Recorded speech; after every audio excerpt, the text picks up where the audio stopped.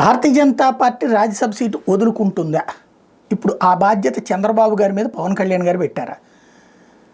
ఏదైతే మొన్న ముగ్గురు ఎంపీలకు సంబంధించిన అనౌన్స్మెంట్ సందర్భంలో అదే పేపర్ మీద ప్రకటనలో చంద్రబాబు గారి సంతకం పైన నాగబాబు గారికి రాష్ట్ర మంత్రివర్గంలో తీసుకుంటున్నామని చెప్పడం, ఆ తర్వాత ఎమ్మెల్సీ సందర్భంగా తీసుకుంటామని చెప్పడం, ఎమ్మెల్సీ అయ్యాక అది పవన్ కళ్యాణే చెప్పడం, ఆ తర్వాత అది ఆయనకి అర్హత ఉంది, పార్టీ కోసం చాలా కష్టపడ్డాడని చెప్పడం, అది గుర్తు చేయడం, ఆ తర్వాత వచ్చేటప్పటికి ఆయనకి ఎమ్మెల్సీ ఇప్పుడు వచ్చింది అవకాశం. దాదాపు 9 నెలల తర్వాతన ఎమ్మెల్యే కోట ఎమ్మెల్సీలు 4 వస్తున్నటువంటి నేపథ్యంలో 5 వస్తున్నటువంటి నేపథ్యంలో అందులో అవకాశం వస్తుంది, ఆయనకి మంత్రి పదవి కూడా ఇస్తారంటే అకస్మాత్తుగా చంద్రబాబు పవన్ కళ్యాణ్ కూర్చోవడం, రాజ్యసభ స్థానమే ఇవ్వమని చెప్పేసి పవన్ కళ్యాణ్ చెప్పారు. మొన్న విజయసాయిరెడ్డి రాజీనామా చేశారు కాబట్టి ఆ ప్లేస్ ఖాళీ ఉంది కాబట్టి అది నాగబాబుకి పెంచమని పవన్ కళ్యాణ్ చెప్పారని ఆంధ్రజ్యోతి రాసింది. కాబట్టి వాస్తవంగా ఇప్పటిదాకా వినబడింది ఏంటంటే రాజ్యసభకు సంబంధించి ఎంతమంది రాజీనామా చేస్తే అందులో 50-50 తీసుకుంటుంది తెలుగుదేశం బీజేపీ.